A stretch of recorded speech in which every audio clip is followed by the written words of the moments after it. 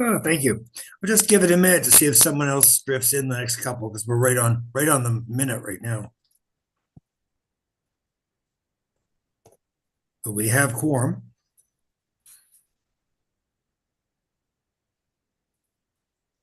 Councilors may still be in budget talks. Not today, I don't Not think. today? Nancy, there she is.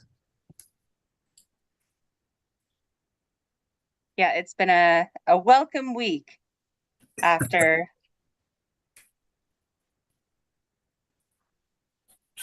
After a lot of discussion. right. It's a lot of reading and a lot of taking in all at once. Thank you, Chair. I can confirm just about everyone has joined today, except Councillor Hensby, who I think may be joining shortly. But we have quorum, and we are ready to begin whenever you are. Begin. Okay, we will. Welcome, everyone. We'll begin with our land acknowledgement that the Halifax Regional Municipality is located in Mi'kma'ki, the ancestral and traditional lands of the Mi'kmaq people. The municipality acknowledges the peace from friendship treaties signed in this territory and recognizes that we are all treaty people. We have a staff member here who hasn't been before, and I'm going to throw this right back to Simon to introduce Jess Morton. Thank you. Yeah, happy to introduce Jesse Morton, principal planner, who will be taking an active role in supporting Heritage Advisory Committee. He just asked me briefly to let everyone know he was coming to join and sit in today, and I believe be providing a brief introduction. Sure, thanks for that, Simon. So hopefully everyone can hear me. Yeah, my name is Jesse Morton, so I'm a heritage and cultural planner at HRM. So I used to be on the heritage team years ago, but for the last 3 years, I've been in the Parks Department, working on intangible heritage and cultural projects. So very happy to be over back in P&D and look forward to getting to know and work with all of you more moving forward. But yeah, if you have any other questions for me, feel free to reach out by email or give me a call, and we can chat if there's anything I can do to help you out. So. Great. That's great. Welcome. Item 2 is our approval of our minutes. Were there any errors or omissions? If we just omit our Kurt Piles just ringed in to speak. Oh, sorry about that. No, it's okay. Good afternoon. Notes. Good afternoon. Just to put a little bit more context with Jesse Morton. Jesse Morton is taking the principal planner position in Heritage, which was previously held by Seamus McGreal. I can honestly say that unfortunately Seamus has left the municipality. He's gone off to bigger and better things in Ottawa, working for the federal government. So we all wish him well there. But Jesse is now his replacement for now, and we'll go from there. Okay, thank you. It's good information. Okay. So in our minutes of approval, were there any errors or omissions noted when people got them? None so being, can I have a motion to approve the minutes? So I didn't see who that was. I just lost images. Nancy Hartling. Oh, thank you, Nancy. I've lost all the images except mine. And can I have a seconder, please? Tyler, no second. Okay. Oh, thanks, Tyler. Ready for the question? All those in favor, aye? Aye. Any opposed? Motion carried. Looking at item 3, the approval of the order of business and approval of additions or deletions. Simon, are there any additions or deletions to this today? Thank you, Chair. The clerk's office has not received any requests for additions or deletions as of this time. Okay, thank you. Can I have someone please move our excuse me, our order of business for today? I so move. Thank Joanne. you. Thank you. Yep. I'll Joanne. second. Tyler, no second. Seconder was 2 voices. There's voices in the ether. Who was the seconder? I'll second. Nancy Hartling. Oh, thanks, Nancy. Okay. Calling for the question. All those in favor say aye. Aye. Aye. Those opposed? Motion carried.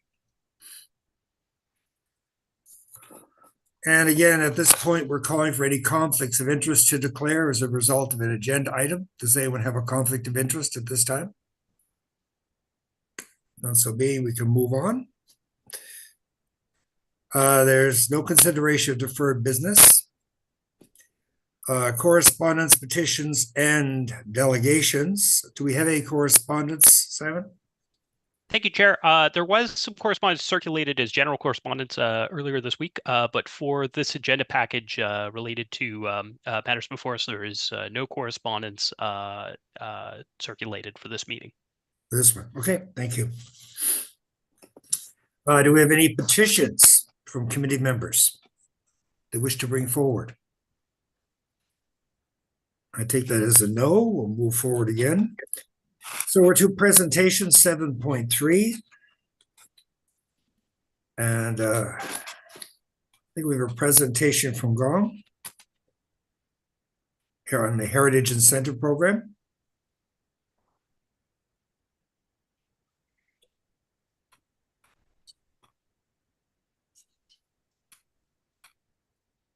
Yeah, I knew I had it before. There we go. Thank you. Thank you, Mr. Chair. Good afternoon, Mr. Chair and committee members. My name is Xiaoqiu Gong, and I will present you the overview and the recommendation for the 2025-2026 Heritage Institute Program. This presentation will cover the program's introductions, evaluation system, and this year's application, and our recommendation.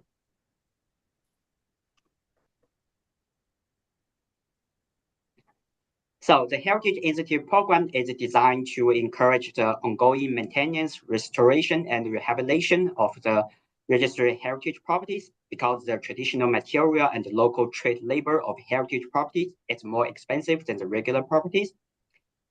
This program was approved by the Council on April 1st, 2014 through the administrative order, which outlines the operation rules for this program, such as the eligible work, eligible material, application progress. For each application's eligible exterior conservation work, this program can provide up to $15,000 for a residential property or $25,000 for a commercial property on a 50% cost sharing basis. Applications are accepted between September 1st and December 1st annually. Heritage staff ensure the proposed work in the application meets the eligibility criteria. Then the staff will score and rank all applications to prioritize application based on the criterion listed in the program administration order. Same with the previous year, the anticipated budget for 2025-2026 Heritage Institute programs is $350,000. The 2025-2026 Heritage Institute program has received 45 applications in total. After removing 5 applications that failed to meet the eligibilities and 1 withdrawn application, this year's program have 39 eligible applications. As per Section 5 of the administrative order, 25% of the total budget is allocated to applications related to commercial heritage properties. As mentioned before, the anticipated budget is $350,000, so the available grant budget for commercial properties is $87,500. And the budget for residential heritage properties is $262,500. The cumulative value of grant request for eligible residential applications is about $242,000, which is covered by the residential property budget. So it is recommended to approve all residential applications, leaving a remaining budget about $107,000 to be allocated towards commercial properties. The cumulative value of grants request for eligible commercial applications is about $242,000, exceeding the remaining budget. As a result, not all commercial applications can be funded. We use this scoring system to prioritize the application and select the grant recipients. The scoring system including considerations on location, type of work, visibility of the work, grant history, and whether is there a conservation plan. Grant recipients for commercial applications were determined based on the score system we mentioned before and the submission time. Application number 5 and application number 19 achieved the highest score among all commercial applications, so they were prioritized. Application number 15 and application number 33 to 45 scored equally at 10 points.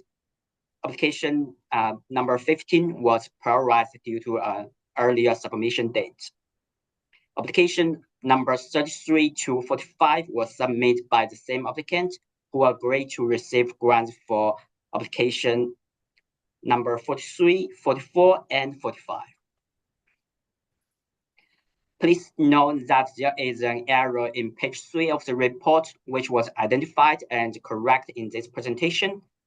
The attachment A and other part of the report have the correct information and which do not impact the recommendation we have here.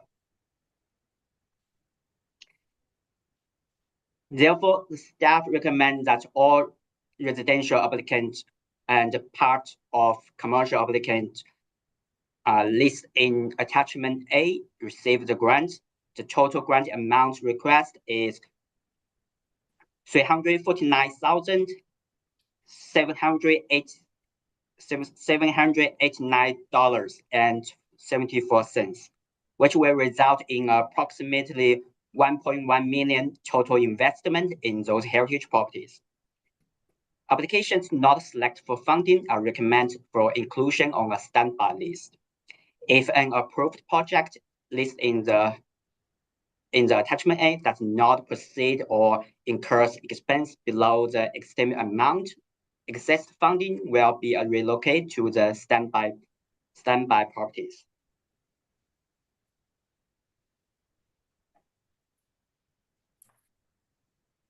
In the report, there are details for all eligible applications on work score, recommend grant amount and score. But today, to make this meeting more efficient, I will only show you some examples for this year's applications. So our first application is from 6 First Avenue, Bedford, asking about $15,000 to restore the roof.